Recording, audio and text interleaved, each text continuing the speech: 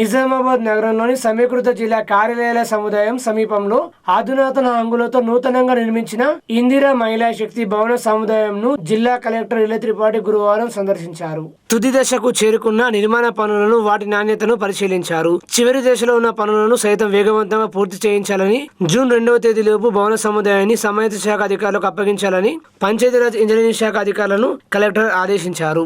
ఇందిరా మహిళా శక్తి భవనం చుట్టూ ప్రహరీ గోడ నిర్మించాలని సూచించారు. తుది దశ పనులను కూడా నాణ్యతతో పూర్తి చేయించి సకాలంలో అందుబాటులోకి తీసుకురావాలన్నారు. స్వయం సహాయక సంఘాల మహిళలకు శిక్షణ, ఉత్పత్తుల మార్కెటింగ్ కు ఈ భవనం దోహదపడుతున్నందున ఎలాంటి సౌకర్యాలకు తావు లేకుండా ప్రభుత్వం నిర్దేశించిన విధంగా అన్ని సదుపాయాలు అందుబాటులో ఉండేలా చూడాలని ఆదేశించారు. కలెక్టర్ వెంట డిఆర్డీఓ సాయన్న, జిల్లా పంచాయతీరాజ్ శాఖ అధికారి బావయ్య, ఈ వీరానంద్, మిప్మా ఏపీడీ మధుసూదన్ తదితరులు పాల్గొన్నారు.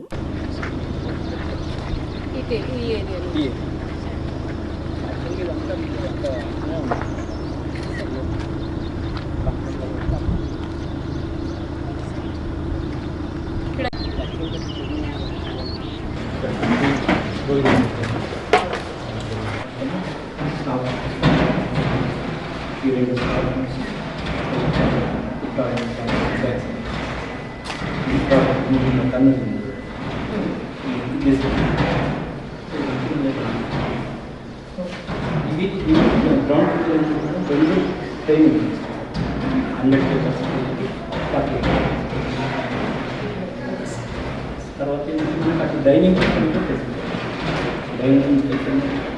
స్టోర్ ఫెసిలిటీ చాలా బాగుంది. ఇది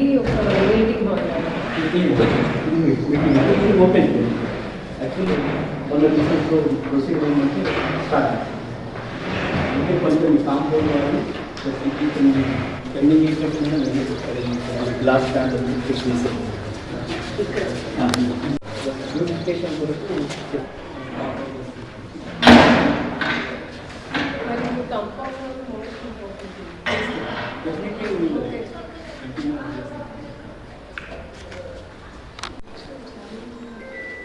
దీంట్లో కూడా ఎలక్ట్రిఫికేషన్ మొత్తం చేసేసారు. Fan fixing machine, fall ceiling అయిపోయింది, విండోస్ అయిపోయింది.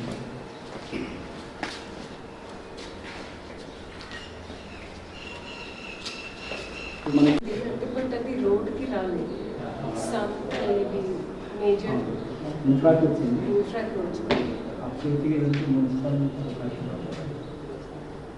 అది అందుకే ఫస్ట్ మీరు ఈ చుట్టూ అంతా కంపౌండ్ వేసేసారు, అప్పుడు మున్సిపల్ నుంచి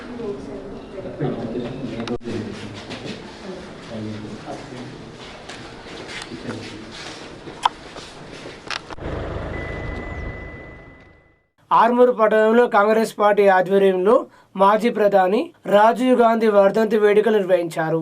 ఈ కార్యక్రమానికి ముఖ్య అతిథులుగా municipal chairperson Gonilari Raghu, AMC chairman Saibaba Goud విచ్చేసి ఆయన విగ్రహానికి పూలమాలలు వేసి నివాళులు అర్పించారు. ఈ సందర్భంగా వారు మాట్లాడుతూ భారతదేశంలో టెలికాం కంప్యూటర్ విప్లవానికి నాంది పలికి డిజిటల్ ఇండియాకు పునాది వేసిన మహనీయులని కొనియాడారు. ఆయన ఆశయ సాధనకు మనమందరం కృషి చేద్దామని పిలుపునిచ్చారు. ఈ కార్యక్రమంలో వైస్ చైర్మన్ కాటిపల్లి వెంకటరెడ్డి, కౌన్సిలర్లు, కాంగ్రెస్ పార్టీ నాయకులు తదితరులు పాల్గొన్నారు.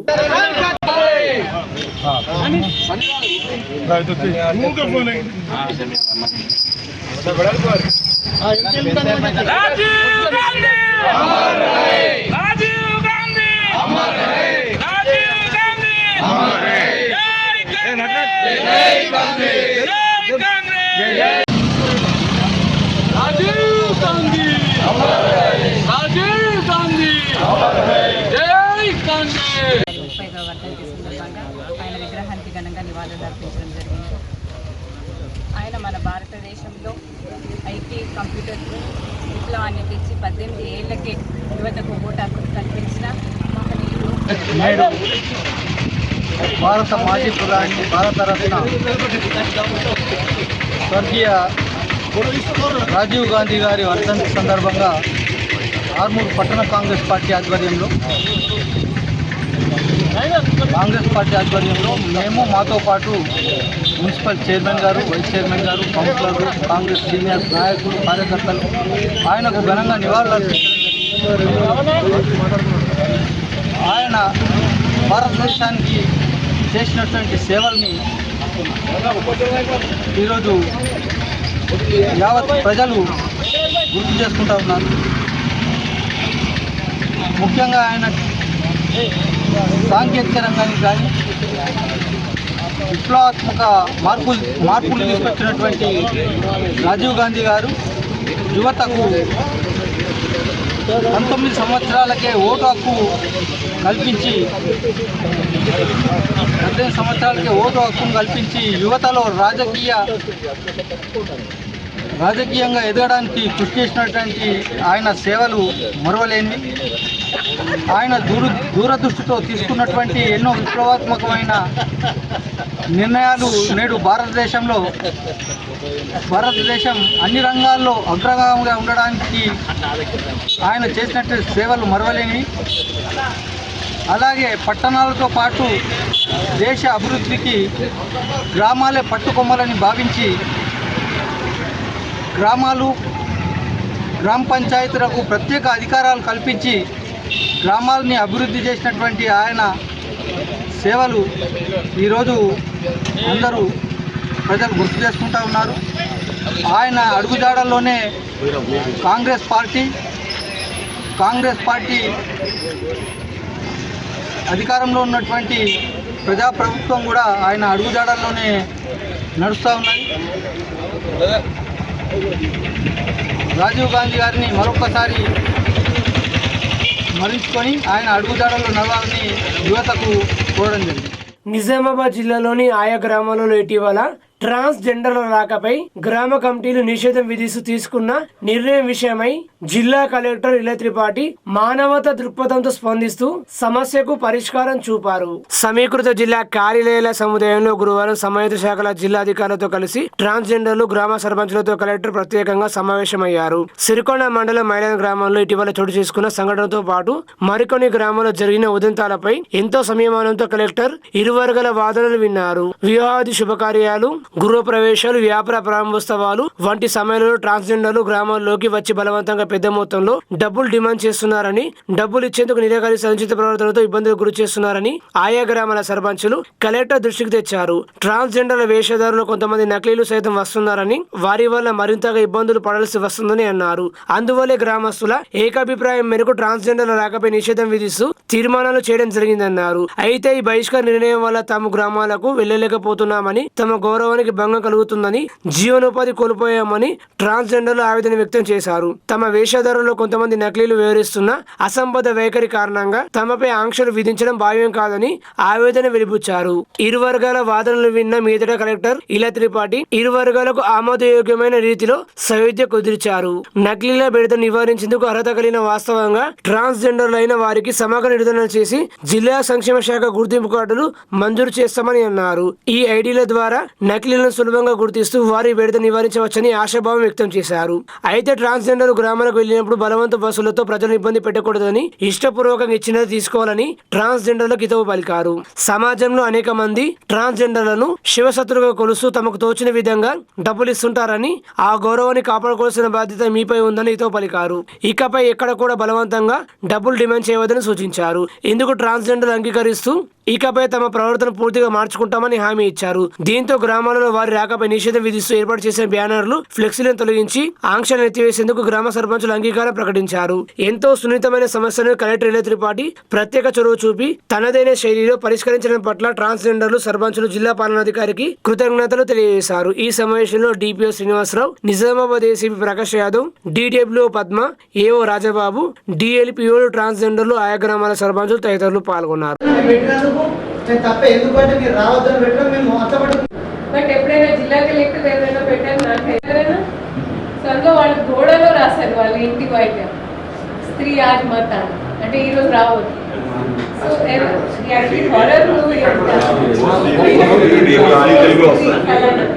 సో యాక్చువల్లీ అది కొంచెం బాధాకరం. ఎవరికైనా మన ఇంటికి వస్తున్నారు, మన వాకిలి దాటి మన ఒక అతిథిగా వస్తారు. సో మీరు మీ ప్రవర్తన మార్చేయాలి. కానీ మనం ఎవరికైనా ఇలా ఇబ్బంది పెడతాం అంటే కలెక్టర్ నిజామాబాద్ కలెక్టర్ వేరే జిల్లాకి వెళ్ళి పని చేయలేదు. బట్ వీళ్ళది అంత స్ట్రిక్ట్ వచ్చి ఒక ఊరికి ఫర్ ఎగ్జాంపుల్ NH పక్కన ఉన్న ఊరికి నాకు తెలిసినంత వరకు 50 మంది వస్తారు కాబట్టి సో అప్పుడు మన జిల్లాలో ఉన్న సంఘాలకి మీరు ఐక్యత్వం లేకపోతే, మీకు సమన్వయం లేకపోతే ఇబ్బంది ఓకే. మళ్ళీ అది మీరు సర్పంచెస్కి కమ్యూనికేట్ చేయాలి అండ్ సర్పంచెస్ దానికి స్టిక్ అవ్వాలి. ఓకే, అక్షర ఉన్నారు రూపాయని మాత్రం ఆ జాబితా కాకుండా ఎవరైనా మీరే చెప్పారు వాళ్ళ వేషం ధారణ చేసుకొని వస్తుంది. ఇప్పుడు ఉదాహరణ చెప్తాను, మీరు డిమాండ్ ఎందుకు చేయకూడదు, మీరు 50,000 చేస్తూ అంతా మీకు వచ్చేస్తుంది. డిమాండ్ చేయడం నిజంగా అది బాధాకరం విషయం. దీని ఎఫెక్ట్ పడిపోయి ఎవరిని కూడా ఇప్పుడు మీరు ఎట్లాగైతే కొన్ని విలేజ్ల వాళ్ళు బ్యానర్ పెట్టారో వేరే వేరే డిస్టిక్లలో కూడా దీని ఎఫెక్ట్ పడిపోయి చాలా ప్లేస్లలో పేపర్ కటింగ్లు పెట్టడము లేదా వీడియోలు పెట్టడం చాలా సోషల్ మీడియాలో ఎక్కువ స్ప్రెడ్ అయిపోయింది. అయితే అందరికీ నా రిక్వెస్ట్ ఏంటంటే మేమే అసలు అమ్మా నాన్న వదిలేసి వచ్చి బతుకుతున్నవాడు. మేము బతకడమే చాలా కష్టం. మేము అడుక్కొని బతుకుతున్నాము. మేము ఇంకో పిల్లలు ఎత్తుకొని చేసుకుంటాము. సరే మేముంటుంది మేము అలాంటి ఇక్కడ కాదు ఎక్కడ ఇన్సిడెంట్ జరిగిందని కాదండి, గతంలో కూడా ఇక్కడ ఒకరిని కొట్టి చంపారు. ఇదే నిజామాబాద్లో పిల్లలు ఎత్తుకపోయే వాళ్ళని చెప్పి ఒకరిని కొట్టి చంపారు. తను ఒక శివశక్తి, తను జుట్టు పెంచుకొని అన్నీ ఉండేవాడు. అప్పట్లో న్యూస్ అంతా కూడా వీళ్ళు ఈ వేషంలో వచ్చి పిల్లలు ఎత్తుకుపోతారని స్ప్రెడ్ అవ్వడం వల్ల తను కూడా అలాగే అనుకొని కొట్టి చంపారు ఇక్కడే. ఇదే నిజామాబాద్లో జరిగింది, గాయత్రి నగర్. మేము ఒరిజినలా డూప్లికేటా నిజంగా వేషాలు వేసుకుని వచ్చిన అవన్నీ చూడాలి జనాలు. ఎక్కడైనా పిల్లలు ఉన్నారంటే ఖచ్చితంగా వీళ్ళందరూ వాళ్ళే అన్న ఉద్దేశంతో 10 మంది జమగూడి చేస్తే మేమందరం ఏం చేయలేని సిచ్యువేషన్ అవుతుంది. మీరు ఇచ్చే డబ్బుల గురించి డిమాండ్ చేస్తున్నది 100% తప్పు.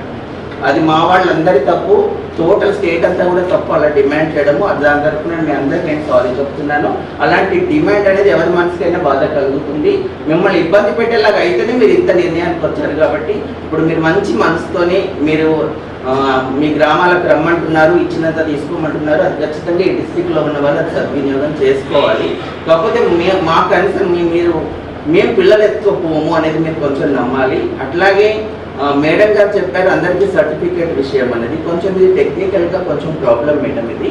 ఎందుకంటే న్యూ అప్కమింగ్ వాళ్ళకి వెంటనే ట్రాన్స్జెండర్ కార్డ్ అనేది రాదు. డిడబ్ల్యూ మేడం గారికి తెలుసు. అది సెల్ఫ్ ఐడెంటిటీ అనేది వాళ్ళు అఫిడవిట్ చేసుకొని వాళ్ళ పేరెంట్స్ కూడా ప్రాబ్లం అవుతుంది. అంటే ఇప్పుడు నేను ట్రాన్స్జెండర్ అని నా సెల్ఫ్ డిక్లరేషన్ అఫిడవిట్ చేయించుకొని మన సర్టిఫికేట్ ఇచ్చేవాళ్ళు. అది 19 యాక్ట్ ప్రకారం. ఇప్పుడు వెరీ రీసెంట్లీ మార్చిలో ఈ యాక్ట్ చేంజ్ చేస్తున్నారు. సో అందుకే ఇంట్లో సంఖ్య పెరుగుతూ అవుతుంది. ఓకే, పర్వాలేదు. అది మీరు కనీసం ఒక అంచనా అయినా మాకు ఇస్తే మళ్ళీ బహుమతి అవకాశం మీరే చెప్తున్నారు. మీరు వాళ్ళని పట్టుకున్నారు అనుకోండి, మీకు ఏం హక్కు ఉంది? మీరు ఏ విచ్చిల్విడిగా అయితే మనం కంట్రోల్ చేయాలి, పోలీస్ కానివ్వండి ఎవరు కానివ్వండి. సో ఐడి కార్డ్ అయితే మ్యాండేటరీ అవుతుంది, అది తప్పదు. లేని సందర్భంలో అప్లై చేయండి. మేడం పోర్టల్లో కొన్ని ఇష్యూస్ చెప్పండి, సాల్వ్ చేయించండి. అవి వచ్చేంత వరకు మేడం తాత్కాలిక కార్డ్ చేయమని వాళ్ళ గురువుల బాధ్యతతో లేదు మేడం, అది మళ్ళీ మిస్యూజ్ అవుతుంది. ఎందుకంటే మేమంతా మానిటరింగ్ చేయలేము. మాకు medical examination as per act పర్వాలేదు. ఫర్ ఎగ్జాంపుల్ శ్యామల ఉన్నాం, శ్యామలతో పాటు ఒక 4 వెళ్ళినప్పుడు శ్యామలతో పాటు శ్యామల 5-6 తర్వాత మీరే మమ్మల్ని పిలిచి ఇచ్చేటట్టు ఆ పేరు తెచ్చుకుంటాం ఖచ్చితంగా. మేడం మీరు అట్లాంటి మన కంప్లైంట్ మేము కూడా ఇస్తాం సార్. మేము కూడా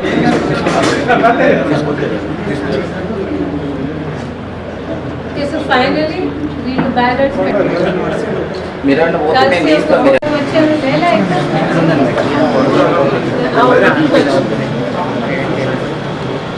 వీడియో కూడా తీయరా. ఆర్మూరు మున్సిపల్ కార్యాలయంలో మున్సిపల్ చైర్పర్సన్ గోనిలరి అధ్యక్షతన సాధారణ సమావేశం నిర్వహించారు. ఈ సమావేశంలో మొత్తం 34 ఎజెండా అంశాలకు తీర్మానాలు చేయడం జరిగిందని మున్సిపల్ చైర్పర్సన్ గోనిలరి తెలిపారు. 17వ వార్డు ప్రభుత్వ ఆసుపత్రి దగ్గర తీవ్ర నీటి ఎద్దడి ఉన్నందున బోర్వెల్ మరియు మోటార్ కొరకు 1.5 లక్షలు మున్సిపల్ సాధారణ నిధుల నుండి మంజూరు చేస్తూ తీర్మానించారు. ఈ కార్యక్రమంలో వైస్ చైర్మన్ కాటిపల్లి వెంకటరెడ్డి, కౌన్సిలర్లు, కమిషనర్ శ్రీహర్ రాజు తదితరులు పాల్గొన్నారు. జనగణనలో భాగంగా నిర్వహిస్తున్న హౌస్ లిస్టింగ్ ప్రక్రియ ప్రక్రియను జిల్లా కలెక్టర్ ఇలే త్రిపాఠి బుధవారం సాయంత్రం క్షేత్రస్థాయిలో పరిశీలించారు. రాజస్థాన్ ఫేజ్ 1 లో పద్మజ అనే మహిళ ఇంటిని సందర్శించి హౌస్ లిస్టింగ్ నిర్వహిస్తున్న తీరును కలెక్టర్ నిశ్చితంగా పరిశీలన జరిపారు.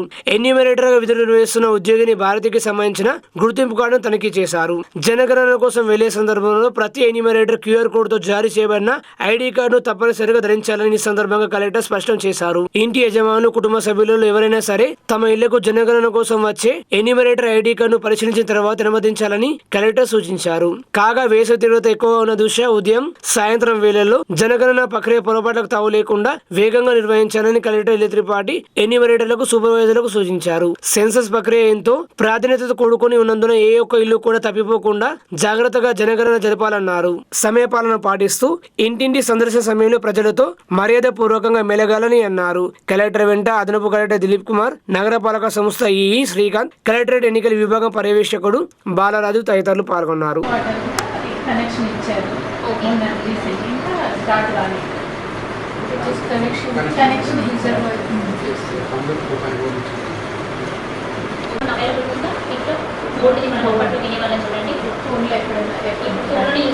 చాలా మొబైల్ యూజ్ చేస్తున్నారు. సో ఇవన్నీ కావాలి ఓకేనా. ఓకేనా, సబ్మిట్ కొట్టేస్తే మళ్ళీ తర్వాత మనము వెయిట్ చేయడానికి ఛాన్స్ మేడం. మీ అందరితో ఒక విజ్ఞాపన కూర్చోండి. అండ్ రెండోది, ప్రతి ఒక్క వివరాలు ఏవైతే వాళ్ళు అడుగుతారో అది చెప్పాల్సింది. సెన్సస్ చట్టంలో రాసింది సెక్షన్ 8 అంటుంది. సో అది చెప్పాల్సింది. సో అందులో ఇంకా ఏమైనా, ఎందుకంటే మీరు మళ్ళీ ఇంకా ఇద్దరు ముగ్గురు చెప్తారు కదా. సో వాళ్ళ ID కార్డ్ తప్పకుండా చూడాలి. క్లాస్ ఇస్తారు మేడం. ఎప్పుడైనా నేను ఎవరు వచ్చినా అంటే వాళ్ళు వస్తారు కదా, కూర్చోమని. లోపలికి వచ్చే వాళ్ళు వస్తారు, బయట కూర్చున్నామని పెట్టాలి అనేది కాదు. వాళ్ళ ఇన్స్టింపు వెరిఫై చేసుకొని మీరు అలౌ చేయండి. లేనిపోని వాళ్ళని అలౌ చేయండి. చూస్తాం మేము. ప్రైవేట్, కార్పొరేట్ విద్యా సంస్థల్లో ప్రభుత్వాలు ఫీజుల నియంత్రణ చట్టాన్ని అమలు చేయాలని డిమాండ్ చేస్తూ PDS విద్యార్థి సంఘం ఆధ్వర్యంలో నిజామాబాద్ నగరంలోని పాలిటెక్నిక్ కళాశాలలో విద్యార్థుల తల్లిదండ్రులు, విద్యార్థులు, యువకులతో, ప్రజలతో సంతకాల సేకరణ నిర్వహించారు. ఈ సందర్భంగా PDS జిల్లా అధ్యక్షుడు కరక గణేష్, ప్రధాన కార్యదర్శి అనిల్ మాట్లాడుతూ ప్రైవేట్, కార్పొరేట్ విద్యా సంస్థలు రోజు రోజుకు పెరుగుతున్న అధిక ఫీజులు నియంత్రించేందుకు ప్రభుత్వం వెంటనే కఠినమైన ఫీజుల నియంత్రణ చట్టాన్ని అమలు చేయాలని డిమాండ్ చేశారు. విద్యను వ్యాపారంగా మార్చి విద్యార్థులు, తల్లిదండ్రులపై ఆర్థిక భారం మోపుతున్న కార్పొరేట్ మరియు ప్రైవేట్ విద్యా సంస్థ దోపిడీని అరికట్టాల్సిన అవసరం ఎంతైనా ఉందన్నారు. ఫీజుల నియంత్రణ చట్టం ద్వారా జిల్లా స్థాయిలో ఫీజుల నియంత్రణ కమిటీని ఏర్పాటు చేసి ప్రతి విద్యా సంస్థ ఫీజు నిర్మాణాన్ని పారదర్శకంగా ప్రకటించేలా చర్యలు తీసుకోవాలని డిమాండ్ చేశారు. అలాగే అధిక ఫీజులు వసూలు చేసే విద్యా సంస్థలపై కఠిన చర్యలు తీసుకోవాలన్నారు. విద్యార్థులు, తల్లిదండ్రుల సమస్యల పరిష్కారానికి PDS విద్యార్థి సంఘం ఎల్లప్పుడూ పోరాటం చేస్తుందన్నారు. ఈ కార్యక్రమంలో PDS జిల్లా సహాయ కార్యదర్శి ఆలుగోడు సృజన్, PDS మాజీ రాష్ట్ర ఉపాధ్యక్షులు సుధాకర్, ప్రగతిశీల మహిళా సంఘం జిల్లా నాయకులు అమూల్య, నాయకులు మహి, నితిన్ తదితరులు పాల్గొన్నారు. చట్టం తీసుకురావాలని ఈరోజు రాష్ట్ర ప్రభుత్వాన్ని డిమాండ్ చేస్తూ తెలంగాణ రాష్ట్ర కమిటీ PDS ఆధ్వర్యంలో రాష్ట్ర వ్యాప్తంగా ఈరోజు సంతకాల సేకరణలు చేపట్టడం జరిగింది. అందులో భాగంగా నిజామాబాద్ నగరంలో కూడా సంతకాల సేకరణ చేపట్టడం జరిగింది. జిల్లా వ్యాప్తంగా ప్రతి జిల్లాలో TFRC కమిటీ అనేది అందుబాటులో ఉన్నా కానీ ఇప్పటి వరకు కూడా ఎటువంటి చర్యలు తీసుకోకపోవడం చాలా దారుణము. అదేవిధంగా రాష్ట్ర వ్యాప్తంగా అటు విద్యార్థులను, తల్లిదండ్రులను మోసం చేస్తూ, అటు ఫీజులు వసూలు చేస్తూ, అధిక ఫీజులు వసూలు చేస్తూ, వివిధ రకాల ఫీజులను వసూలు చేస్తూ ప్రతి ఒక్కరిని మోసం చేస్తూ ఉన్న తరుణంలో కూడా ఈరోజు రాష్ట్ర ప్రభుత్వం ప్రైవేటు, కార్పొరేటు విద్యా సంస్థలు ఎటువంటి చర్యలు తీసుకోకపోవడం సిగ్గుచేటు. వెంటనే ఫీజుల నియంత్రణ చట్టాన్ని తీసుకురావాలని, విద్యార్థులకు, తల్లిదండ్రులకు న్యాయం చేయాలని, అదేవిధంగా ప్రభుత్వ సంబంధించిన విద్యా సంస్థలను బలోపేతం చేయాలని, ప్రైవేటు విద్యా సంస్థలను అరికట్టాలని, వాటిపైన వెంటనే చర్యలు తీసుకోవాలని మేము PDS విద్యా సంఘంగా డిమాండ్ చేస్తూ ఉన్నాం. ఇది ప్రైవేట్ స్కూల్ యాజమాన్యాలు ఫీజుల దోపిడీ చేస్తూ ఉన్నాయి. దీని మీద ప్రభుత్వము ఒక నిర్దిష్టమైనటువంటి చట్టాన్ని తేవట్లేదు. ఒకవేళ చట్టం ఉన్న దాన్ని ఇంప్లిమెంట్ సరిగా చేయట్లేదు. ఈరోజు శ్రీ చైతన్య, శ్రీనారాయణ లాంటి విద్యా సంస్థలు అధిక ఫీజుల భారాన్ని చేసి తల్లిదండ్రులపైన ఫీజుల భారాన్ని మోస్తూ ఉన్నాయి. ఇప్పటికే విద్యార్థులు విద్యను వ్యాపారం చేస్తున్నటువంటి యాజమాన్యాలు బుక్లను గాను, వారి యూనిఫామ్స్ని కానీ, స్టేషనరీని కానీ దీన్ని వ్యాపారం చేస్తూ లక్షల్లో ఫీజులు వసూలు చేస్తూ ఉన్నాయి. కాబట్టి దీని మీద ప్రభుత్వం ఒక నిర్దిష్టమైన విద్యా చట్టాన్ని ఇంప్లిమెంట్ చేస్తూ ఫీజుల నియంత్రణ చట్టాన్ని ఇంప్లిమెంట్ చేయాలి. ఇక్కడ అధికారులు చర్యలు తీసుకోవాలని చెప్పేసి ఈరోజు PDS ఆధ్వర్యంలో ఈ నిజామాబాద్ పాలిటెక్నిక్ గ్రౌండ్లో తల్లిదండ్రుల నుంచి, విద్యార్థుల నుంచి, యువకుల నుంచి వారి యొక్క స్పందనను సంతకాల సేకరణ చేస్తూ ఉన్నాం. కాబట్టి ప్రభుత్వం దీని మీద స్పందించాలి. ఈ రాష్ట్రంలో ప్రైవేట్ కార్పొరేట్ విద్యాసంస్థలు ఆగడాలను అరికట్టి ఫీజుల నియంత్రణ చేయాలని చెప్పేసి పీడీఎస్గా మేము డిమాండ్ చేస్తూ ఉన్నాం.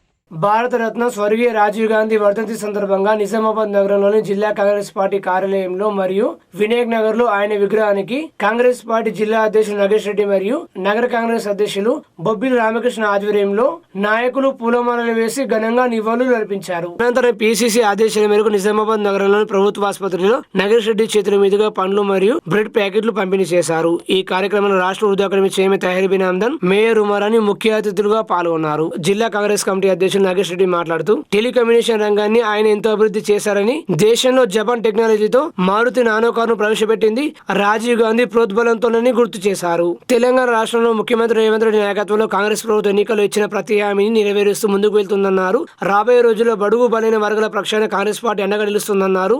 నగర కాంగ్రెస్ అధ్యక్షులు బొబ్బిలి రామకృష్ణ మాట్లాడుతూ రాజీవ్ గాంధీ వర్ధంతిని జాతీయ ఉగ్రవాద వ్యతిరేక దినోత్సవంగా జరుపుకుంటున్నామని తెలిపారు.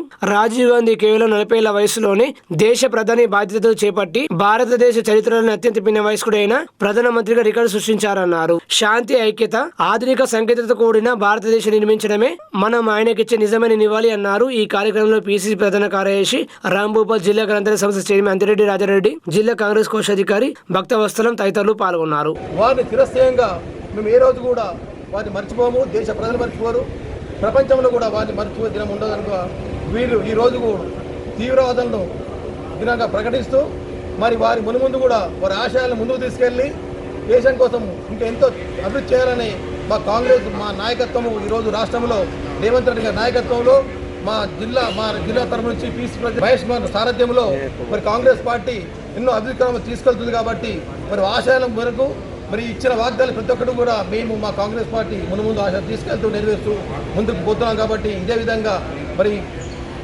రాబోయే రోజుల్లో కూడా కాంగ్రెస్ పార్టీ అన్ని విధాలుగా పేద ప్రజల కోసం ఏదైతే బడుగు బలైన వర్గాలకు మా కాంగ్రెస్ పార్టీ ముందున్న అంశం కాబట్టి వారు ఏదైతే ఎన్నికల వాగ్దానం చేశారో ప్రతి అంశాన్ని తప్పకుండా నెరవేర్చి రాబోయే రోజుల్లో ఎన్నికల్లో మరి రాహుల్ గాంధీ గారిని ప్రధానమంత్రి చేయాలనే ఉద్దేశంతో మా రేవంత్ రెడ్డి గారు, మా పీస్ ప్రెసిడెంట్ మహేష్ అన్న గారు కూడా వీరు కూడా చేపడుతున్నారు. కాబట్టి దానికి అనుగుణంగానే మా జిల్లా నాయకులందరూ కూడా ముక్తఖండంగా ఈరోజు రావడం జరిగింది. దాంట్లో భాగంగా ఈరోజు నగర కాంగ్రెస్ అధ్యక్షుడు రామకృష్ణ గారు, మా నగర నూతనంగా ఎన్నికటువంటి మేయర్ ఉమారాణి గారు కూడా రావడం జరిగింది. మరి ఈ విధంగా కాంగ్రెస్ ముఖ్య నాయకులందరూ కూడా రావడం జరిగింది. కాబట్టి మరి కాంగ్రెస్ పార్టీ ఆశయాలను కూడా ఈ విధంగా మనం ముందుకు కొనసాగించాలని కోరుకుంటూ నేను మరొకసారి సెలవు తీసుకుంటున్నాను. 40 సంవత్సరాలకి అతి చిన్న వయస్కులో ఆయన ప్రధానమంత్రిగా కావడం చరిత్రలో ప్రథమసారి అదే రికార్డుగా ఉంది. ఏదైతే ఇలా సృష్టించిన ఏవైతే విషయాలు ఉన్నాయో తొలినాళ్లలో ఆయన సాంకేతికానికి సాధించడం జరిగింది. 18 ఏళ్ళ ఓటాకు కల్పించడం జరిగింది. 21 సంవత్సరాల నుంచి 18 ఏళ్లకు ఉగ్రవాదులు ఏదైతే ఆయనను ఈరోజు 35 సంవత్సరాల క్రితం ఆయన పుట్టాను పెట్టుకున్నారో మన భారతదేశం అనుకున్న స్థాయిలో ఏదైతే అభివృద్ధి సాగని లేదనుకుంటున్నాము అలాంటి యువ నాయకులని పుట్టాలు పెట్టుకోవడం విజన్ ఉన్న నాయకుడు ఈరోజు మన మధ్యలో ఉండుంటే ఇంకా భారతదేశం ఎంత అత్యున్నతగా కొనసాగేదని మనం విన్నవించుకుంటూ ఉగ్రవాదులు పూనుకునే చర్యని ఉగ్రవాద వ్యతిరేక దినోత్సవంగా ప్రకటిస్తూ ఈరోజు మే 21 అనేది భారతదేశంలో అత్యంత దుర్దినంగా భావిస్తున్నాం. ఇలాంటి చర్యలకు పాల్గొనడం ఉగ్రవాదులకు ఏదైనా మంచిది కాదు. కాబట్టి రాజీవ్ గాంధీ లాంటి నాయకులు మన మధ్య లేకపోవడం చాలా బాధాకరం. మా ఏఐసిసి కానీ పీసీసీ కానీ వారి సంస్కరణ కోసం ఈరోజు మేము పండ్ల పంపిణీ కార్యక్రమం మహిళలకు చేపట్టడం జరిగింది.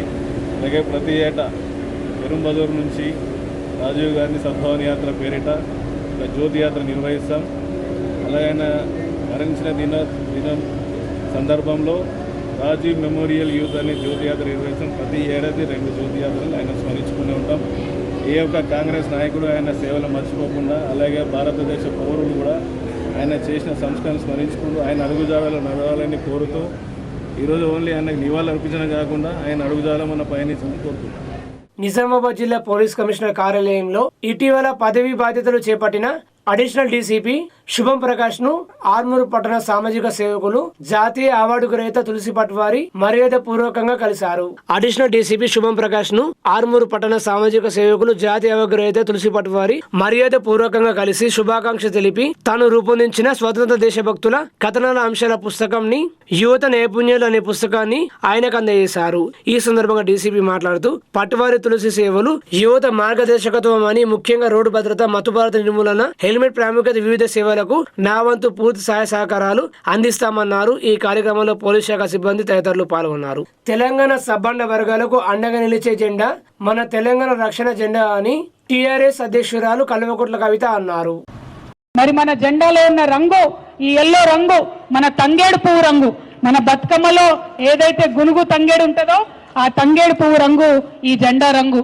ఆడబిడ్డలు పసుపు కుంకుమ భారతదేశం అంతా కూడా ఏదైతే పవిత్రంగా భావిస్తారో, సౌభాగ్యం అని భావిస్తారో ఆ పసుపు రంగే మన జెండా రంగు. పసుపు అంటే ఇది ఆదివాసీల రంగు, పసుపు అంటే ఇది బీసీల రంగు, పసుపు అంటే ఇది మల్లన్న బండారి రంగు, ఎల్లమ్మ బండారి రంగు, పెద్దమ్మ బండారి రంగు. మరి పసుపు జెండాను తీసుకొని తప్పకుండా తెలంగాణ వ్యాప్తంగా న్యాయం చేయాలని ముందు కదులుతా ఉన్నాం. మరి మన జెండాలో ఈ మన తెలంగాణ మ్యాప్ ఏదైతే ఉందో ఇది బ్లూ కలర్లో ఉంది. ఈ నీలం రంగు అంటే శ్రమ చేసే వాళ్ళ రంగు, ఇది కష్టపడే వాళ్ళ రంగు, ఇది కూలీనాలి చేసుకునే పేదల రంగు, ఇది ఎస్సీల రంగు, ఇది ఎస్టీల రంగు. మరి అందరికన్నా ముఖ్యంగా ఇది మా ఆడబిడ్డల రంగు, నీలి రంగు, నీటి రంగు. మన తెలంగాణకు నీళ్లు సాధించేటటువంటి పార్టీ యొక్క రంగు ఈ నీలి రంగు అని చెప్పి తెలియజేస్తూ మరి దేశమంతా ఒక విప్లవం నడుస్తుంది. आज पूरा देश में नीली पीली क्रांति चल रही है. नीली पीली अंटे बीसी एससी एसटी माइनॉरिटी महिला का क्रांति चल रही है. उस क्रांति को तेलंगाना में लाने के लिए हम यहाँ नीली पीली झंडा हमने बनाया.